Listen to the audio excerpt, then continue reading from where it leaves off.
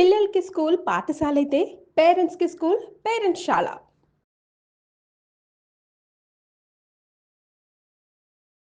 నమస్కారం గురుగారు. శ్రీమాత్రే నమః. గురుగారు, తొలి ఏకాదశి వచ్చిందంటే జనాలందరూ కూడా దేవుని దర్శించుకోవాలని చెప్పేసి వెళ్తూనే ఉంటారు. అవునమ్మా. అసలు ఈ తొలి ఏకాదశి గురించి తెలుసుకోవాలి. ఆ రోజు మనం చేయాల్సిన విధి విధానాలు ఏంటి అన్న విషయాలు తెలుసుకోవాలనుకుంటున్నామండి. తొలి ఏకాదశి అయినా కానీ ఏ ఏకాదశి అయినా మనం చేయవలసింది భగవంతుని కోసం మనం ఉపవాసం ఉండడం. ఆయన కోసం మనం ఉంటే ఆయన ఇచ్చేది ఏంటి మనకి? ఏకాదశి ఉపవాసం వల్ల అంటే ఆరోగ్యాన్ని, ఐశ్వర్యాన్ని ప్రసాదిస్తాడు ఆయన. ఓకే. అయితే ఒక్కొక్కసారి ఏమవుతుంటుందంటే మనకి ఏకాదశి దశమితో కూడిన ఏకాదశి వస్తుంది, ద్వాదశితో కూడిన ఏకాదశి వస్తుంది, వేరే ఏకాదశి. నేను ఈ తొలి ఏకాదశి గురించి అనట్లే, ఇది మనకి ఆదివారం నాడు 6వ తేదీ వస్తుంది తొలి ఏకాదశి. అయితే చాలా మంది తెలియక దశమితో కూడిన ఏకాదశి కూడా పాటిస్తారు. ఓకే. మనకి మహాభారతంలో కుంతీదేవి దశమితో కూడిన ఏకాదశి చేయడం వల్ల సంతానాన్ని కోల్పోయింది అనేటువంటిది ఒకటి ఉంటుంది. కాబట్టి పొరపాటున కూడా ఆ రోజు దశమి ఉందండి పొద్దున్న కొంతసేపు, తర్వాత ఏకాదశి కూడా వచ్చింది అనేది అసలు ఎప్పుడు పాటించకూడదు. ద్వాదశి కనెక్ట్ అయిందండి పొద్దున్న, ఆల్రెడీ సూర్యోదయంతో ఏకాదశి ఉంది. ఏ అర్ధరాత్రో తెల్లవారుజామున ఇంకా సూర్యోదయం అవ్వకముందు ద్వాదశి కూడా కనెక్ట్ అయింది. ఆ ఏకాదశినే పాటించాలి. ఇది మెయిన్ ఇంపార్టెంట్ విషయం ఇక్కడ. ఓకే. దశమితో కలిసి వచ్చేదాన్ని పాటించకూడదు.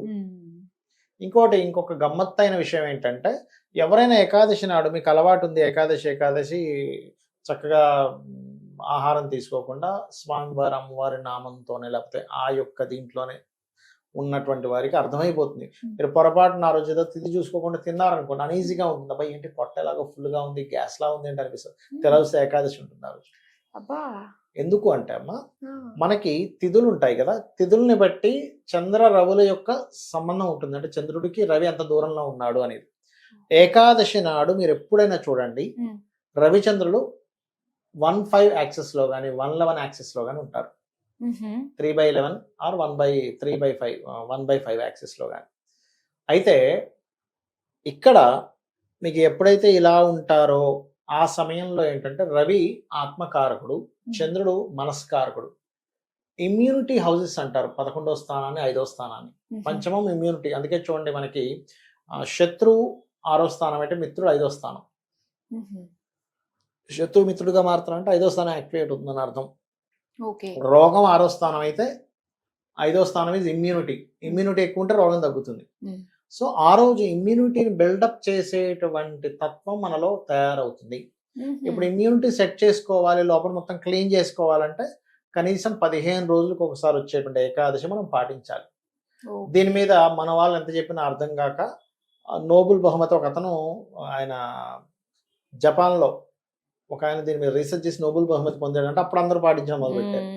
జపాన్లో చేస్తే పాపం మన మహర్షులు ఎప్పటి నుంచో చెప్తూ ఉన్నారు దీని గురించి. అలా మనం గనక ఎప్పుడైతే ఏకాదశి నాడు మీకు శక్తి ఉంది, ఏమీ తినకుండా ఉండగలనండి, ఐఎమ్ ఫిట్ అనుకున్న వాళ్ళు ఏమీ తినకుండా ఉండి జస్ట్ నీళ్ళు తాగుతూ ఉండొచ్చు, తప్పేం లేదు. దీనికి ఉపవాసము అంటే దేవుడికి దగ్గరగా ఉండడం అంటారు, కానీ ఇది కూడా పాటించాలి. భగవంతుడు దగ్గరగా ఉండడం ఒక ఎత్తు, 8 యామములు అంటారు. అంటే 8 యామము ఈజ్ ఈక్వల్ టు 3 hours అమ్మా. 8 3 24 hours చేయాలి. చేసి ఆ రోజు మీరు మీ పనులు మీకు ఉంటాయి, సర్వసాధారణంగా ఆఫీస్కి వెళ్తారు, ఇంట్లో వర్క్ ఫ్రమ్ హోమ్ చేసుకుంటారు. చేస్తూ ప్రతిదీ కూడా భగవంతుడికి సమర్పిస్తూ భగవత్ నామస్మరణలో, వీలైతే గోశాలకు వెళ్ళడం, వీలైతే ఆలయానికి వెళ్ళి టెంపుల్లో మనం అభిషేకము ఏదో ఒక కైంకర్యం చేయించుకోవడం, లేదా ఏదైనా ఒక మంచి కార్యక్రమం ఇంట్లో పెట్టుకోవడం చేయొచ్చు. అయితే ఇక్కడ మరలే కొంతమందికి సందేహం వస్తుంది, ఏమంటే నాకు అనారోగ్యంగా ఉంది, నేను ఉండలేనప్పుడు దేవుడు ఏమైనా కోప్పడతాడా, నేను ఏకాదశి రోజు ఎందుకు ఉండలేదు అంటాడా అంటే ఏమీ అన్నాడు. అనారోగ్యంతో ఉంది, షుగరు బీపీలు ఉంటాయి, వాళ్ళు తినకుండా ఉండలేరు, చక్కగా ఫ్రూట్స్ తినండి, తప్పేం లేదు. అంటే త్వరగా అరిగిపోయేది తినాలి, అంతేగాని ఇప్పుడు తింటే ఏదో సాయంత్రం కరుగుతుందంటే పనికిరాదు. త్వరగా అరిగిపోయేది తింటే మీరు గమనించండి, ఇంకా ఎనర్జైజ్గా ఉంటాం ఆ రోజు. ఏదో కొద్ది మందికి షుగర్ ఉంటుంది, వాళ్ళకి ఫుడ్ తింటే కానీ వాళ్ళకి ఇబ్బంది ఉండదు, అంటే వాళ్ళకి ఉండలేరు, ఓ చాక్లెట్ తీసుకోవడం, ఫ్రూట్ తీసుకోవచ్చు, తప్పేం కాదు. ఓకే, అలా చేస్తే ఏమవుతుందంటే, ఒకటి సైంటిఫిక్ గా కూడా మనకి ఏంటంటే అమ్మ, ఫుడ్ వేస్తూ వెళ్తున్నాం అనుకోండి, అది క్లీన్ చేసుకోవడానికి టైం సరిపోతుంది. ఎప్పుడు ఫుడ్ మన శాస్త్రాల్లో ఉన్నది ఏమిటంటే, సూర్యాస్తమం తర్వాత నువ్వు తినకు. సూర్యోదయం నుంచి సూర్యాస్తమం లోపల నువ్వు తినాలి ఏం తిన్నా కానీ. సూర్యాస్తమం తర్వాత తిన్నావంటే అది మంచిది కాదు హెల్త్కి. చాలా మంది ఎర్లీ బెడ్ ఎర్లీ ఫుడ్ ఇది పాటిస్తుంటారు, వాళ్ళు ఆరోగ్యంగా ఉంటారు. అసలు 2 టైమ్ ఫుడ్ అయితే మంచి ఆరోగ్యం ఇస్తుంది. 1 టైం అయితే ఇంకా తిరుగులేదు, కానీ ఉండలేరు 1 టైం తిని. మంచి మంచి యోగులు వీళ్ళందరూ కూడా 1 టైమే తీసుకుని ఉంటారు. మధ్యాహ్నం 12 నుంచి 3 లోపల తీసేసుకుంటారు, మళ్ళీ నెక్స్ట్ డే అలా. అలా ఎవరికైనా అనారోగ్యం బాగా ఎక్కువగా ఉంది అనుకునేవారు 2 టైం 1 టైంలోకి మారిపోతే ఖచ్చితంగా వాళ్ళకి సెట్ అయిపోతున్నాం. ఎందుకంటే మనం ఎన్ని మెడిసిన్స్ వేసుకున్నా ఆఖరిగా ఏ డాక్టర్ని అడగండి, మీ ఇమ్యూనిటీ మిమ్మల్ని కాపాడాలి. అయితే కొంతమందికి ఆటో ఇమ్యూనిటీ డిజార్డర్స్ అని ఉంటాయి. అవునండి. ఆటో ఇమ్యూనిటీ డిజార్డర్ ఉన్నప్పుడు అది ఎలా వస్తుంది అంటే పంచమ స్థానంలో రాహుకేతువుల సంబంధం ఉండడం వల్ల కానీ, లేకపోతే పంచమాధిపతి రాహుకేతు సంబంధాలతో ఉండడం కానీ, లేదా పంచమాధిపతి ఉన్న నక్షత్రం వక్రి అయి ఉన్నా, లేదా పంచమాధిపతి వక్రి అయి ఉన్నా రివర్స్ అయింది అది. అంటే మనవాడే మనకు రివర్స్ అయ్యాడు, ఈ మన పార్టీ వాడేనండి ఇలా అయ్యాడేంటి ఇలా చేసాడంటే అంటాం. అలాగే ఇమ్యూనిటీ మన ఇమ్యూనిటీ మనకి రివర్స్ అవుతుంది.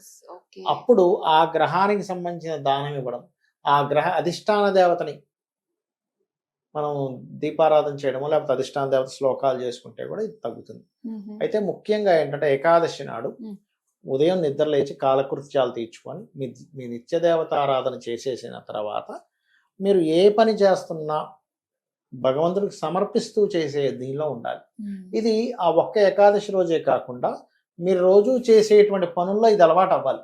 ఏం చేస్తున్నా, ఓ బండి నడిపిస్తున్నాం, అందుకే బండి నడిపించాడు ఒకసారి మొక్కుకుంటాడు, అంటే దైవ కార్యంగా భావిస్తూ ఉండాలి. ఏదో నా కోసం చేస్తున్నాను. ఇప్పుడు చూడండి అమ్మ, మీరు ఎవరితో ఫ్రెండ్ ఏదో పని అనుకున్నారు, అది ఒక్కోసారి అవ్వలేదు, మీరు పెద్దగా డిసప్పాయింట్ అవ్వరు, అయ్యో అవ్వలేదేంటి అనుకుంటారు. కానీ మీ సొంత పని అనుకోండి, అప్పుడు ఏమవుతుంది, అయ్యో అవ్వలేదు టెన్షన్. అవ్వలేదు, ఎలాగో అవ్వలేదు ఆ పని, మీరు టెన్షన్ పడడం వల్ల అవుతుందా? లేదు, టెన్షన్ మిగులుతుంది, అంతకుమించి ఏం లేదు.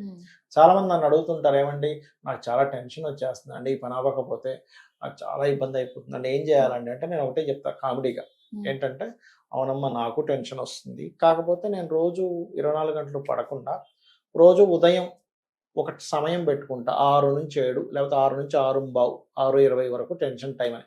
అప్పుడు రూమ్లో పోయి టెన్షన్ పడి బయటకు వచ్చేస్తా. అంటే అదేంటండి అంటే మరి అంతే కదమ్మా, మరి రోజంతా టెన్షన్ పడే కంటే కూడా 20 నిమిషాలు టెన్షన్ పడి బయటకు వచ్చేస్తాను. ఇలాగే కొంతమంది కామెడీ అడుగుతారు, నాకు కోపం వస్తుంది సార్ ఎలా తగ్గించుకోవాలంటే, ఓ పని చేయండి, మధ్యాహ్నం 2 నుంచి 2:30 కోపగించే సమయం అనుకోండి, రూమ్లోకి వెళ్ళండి, 6 గంటల సేపు కోపపడండి, మీ మీద మీరు బయటకు వచ్చేసేయండి కోప సమయంలాగా. అంటే అప్పుడు వాళ్ళకి ఏమవుద్దంటే అసలు నిజంగా అలా ట్రై చేస్తే కామెడీగా అనిపిస్తుంది కోపం అనేది. అదేంటి ఇది కామెడీగా ఉందే అని. ఎప్పుడైతే మీకు చాలా చిన్న విషయము చిన్న థింగ్ అనిపిస్తుందో అప్పుడు వాళ్ళకి కోపం రాదు, డిప్రెషన్ రాదు, ఏమి రాదు.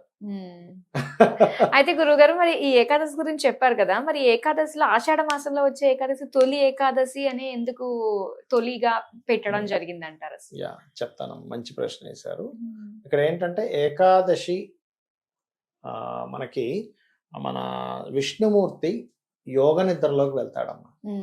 యోగ నిద్రలోకి వెళ్ళినటువంటి మాసం కాబట్టి వచ్చేటువంటిది తొలి ఏకాదశి. యోగ నిద్రలో ఇంకా బాగా గమనిస్తూ ఉంటాడు, ఆయన నిద్రపోడు, అర్థమైందమ్మా. అలా అందుకని తొలి ఏకాదశి. తులారాశిలో చంద్రుడుండి మిథున రాశిలో రవి ఉంటాడు, కామ్యాలు యాక్టివ్ చేసేది. ఈ ఏకాదశి చేయడం వల్ల కామ్యం తొందరగా నెరవేరుతుంది. అందులోని తులారాశిలో ఉండే చంద్రుడికి ముఖ్యంగా ఏంటంటే మీకు ఏదైనా వివాహం అవ్వట్లేదు లేకపోతే వ్యాపారంలో రాణించలేకపోతున్నాము, ఖచ్చితంగా ఈ ఏకాదశి చేయడం వల్ల ఆ ఫలితం అనేటువంటిది వస్తుంది. అందులో ముఖ్యంగా ఎవరైనా బాగా స్ట్రక్ అయిపోయారు లైఫ్లో, ఈ రోజు గనక గజేంద్ర మోక్ష ఘట్టాన్ని గనక తలుచుకున్నా విన్నా చదివినా వాళ్ళకి తగ్గుతుంది. సహజంగా కూడా పొద్దున్నే లేచిన వెంటనే గజేంద్ర మోక్షం చేసుకోండి అని చెప్తూ ఉంటా. నిద్ర లేచిన వెంటనే మీరు గనక ఒక్క 2 నిమిషాలు, ఏమీ లేదు, చాలా సింపుల్ అది. గజరాజు తన సమూహంతో వెళ్తూ ఉన్నాడు అడవిలో, త్రికూట పర్వతంలో జరిగింది, ఇక్కడ కాదు, ఇక్కడ అనుకోగలరు ఎవరైనా, త్రికూట పర్వతంలో జరిగినటువంటి అంశం ఇది. వెళ్తూ ఉండగా దాహం వేసింది గజరాజుకి, సరస్సు దగ్గరికి వెళ్ళింది, చక్కగా నీరు తాగింది, అందరూ నీరు తాగారు. ఉన్న వాళ్ళని అలా ఉండకుండా కొంచెం కోలాహలంగా ఆడుకోవడం మొదలు పెట్టారు. ఎక్కడో లోపల ఉన్నటువంటి మొసలి ఈ శబ్దాలకి బయటకి వచ్చి తన కాలుని పట్టుకుంది గజరాజు. వాళ్ళిద్దరి మధ్యన భీకరమైన యుద్ధం జరిగింది, మిగతా ఏనుగులన్నీ దూరం అయిపోయాయి. అప్పుడు అర్థమైంది గజరాజుకు, ఓహో బలం ఉన్నంతసేపే మన బలం తగ్గిపోతుంటే బలగం కూడా దూరం అయిపోతుంది, ఈ సంసార సాగరంలో పడి నేను ఇదైపోయాను, ఇదే గొప్ప అనుకున్నానని. దాంతో ఫైట్ చేస్తాడు, చాలా పోరాడతాడు, ఇంక బలం తగ్గిపోతూ ఉన్నప్పుడు అప్పుడు ప్రార్థిస్తాడు, ఎవరు మూలం, విశ్వానికి మొత్తం ఎవరు మూలమో ఆ వచ్చిన వ్యక్తి నాకు మోక్షాన్ని, అంటే ఆ మూలం ఎవరైతే ఉన్నారో నాకు దీని నుంచి విముక్తి కలిగించాలి అని. ఇప్పుడు అందరూ ఇంద్రుడు, అందరు దేవతలు మనల్ని కాదు, మనం మూలం కాదుగా, మూలం వేరే ఉన్నారు, విష్ణు వస్తాడు. అంటే మనకి మూల భాగవతంలో అయితే అక్కడికక్కడే ఇలా వచ్చినట్టుగా ఉంది. కానీ ఈ కొంచెం ఈ రచన సంబంధంగా సిరికించక్ర చెప్పడు శంకర చక్ర యుగం చేదో ఈ సంధింపడని ఒక శ్లోకం ఉంటుంది. అంటే ఏంటి, అలా హఠాత్తున అప్పటికప్పుడు బయలుదేరిపోయాడు. ఆయన వెనకతల శంకు చక్రం అన్నీ ఆయన వెనకతలు వస్తున్నాయి, గద అమ్మవారు కూడా తన పైట పట్టుకున్నట్టు ఆమె అలాగే వచ్చేస్తుంది. అయ్యో గరుకుమంత్రి ఏది ఎట్లా వెళ్ళిపోతున్నాడు అంటే ఆవిడ అతని వెనకతలు వస్తున్నాడు. అలా వచ్చి ఆ చక్రాన్ని వదిలి ఆ ముసల్ని శిరస్సు ఖండించి ఆ యొక్క గజరాజుకి తన పద్మం అనేటువంటి హస్తపద్మంతో ఒక అతని తల మీద పెట్టడం జరుగుతుంది. అప్పుడు అక్కడున్నటువంటి దాంట్లో సరస్సులో ఉండే ఒక పద్మాన్ని ఇస్తుంది ఆ ఏనుగు. అంటే ఏమిటి, దానికి కూడా ఎక్కడి నుంచి వచ్చింది ఆ సంస్కారం అంటే, ఎన్నో జన్మలుగా ఒక భక్తుడు, ఒక మంచి ఇది, అతను ఒక గంధర్వుడు, అతను యాక్చువల్గా చెప్పాలంటే ఒక రాజు. ఒకరోజు ఒక మునీశ్వరుడు ఉన్నప్పుడు అతనికి చెప్పకుండా, అతన్ని పలకరించకుండా వెళ్ళిపోతుంటాడు. అప్పుడు శాపం ఉంటుంది, ఏనుగు వై పుట్టు అని, నీ మదంతో అలా పుట్టావు కదా. మరి ముసలు ఎవరు అంటే ఒక గంధర్వుడు. ఆ గంధర్వుడు ఏంటంటే ఒకరోజు ఒక మునీశ్వరుడు ఒక నదీ ప్రవాహం దగ్గర తపస్సు చేసుకుంటుంటే ఈ గంధర్వుడు వాళ్ళ భార్యలతో ఆడుతూ ఉన్నాడు. ఈ వీళ్ళని ఏదో మెప్పించడానికి నవ్వించడానికి నీటి లోపల నుంచి వెళ్ళి కాలు పట్టుకున్నాడు. కాలు పట్టుకోగానే ఆయన ఉలిక్కి పడ్డాడు. భలే పట్టుకున్నాను కదా, ముసలు అనుకున్నావు కదా అంటే, సరే నువ్వు ముసలు అనుకొని చేసావు కదా, నువ్వు ముసలు వైపు అని చెప్పిస్తాడు. అయ్యో మరి ఎలాగా, నాకు మోక్షం ఎలాగా అంటే, ఒకరోజు ఇలా జరుగుతుందిలే, అప్పుడు నీకు మోక్షం వస్తుందని చెప్తాడు. అలా ఏంటంటే ఇది తలుచుకున్న ఉదయం పూట నిద్రలేచిన వెంటనే మీకున్నటువంటి సకల కష్టాలు తొలగుతాయమ్మా. అది ఇరుక్కుపోయిందిగా ఏనుగు అక్కడ.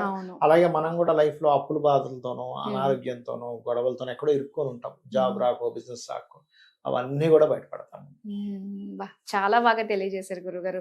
ఉదయం లేవంగానే ఈ ఘట్టాన్ని మనం కనుక గుర్తు చేసుకుంటే, సో ఇది పెద్ద ఏం కష్టం కాదు అన్న ఆలోచనతోటే మనం ఎగ్జాక్ట్లీ బయటకు వచ్చాం అన్నమాట. చాలా చక్కటి విషయాలు మాకు తెలియజేసినందుకు ధన్యవాదాలు. శ్రీమాత్రే నమః.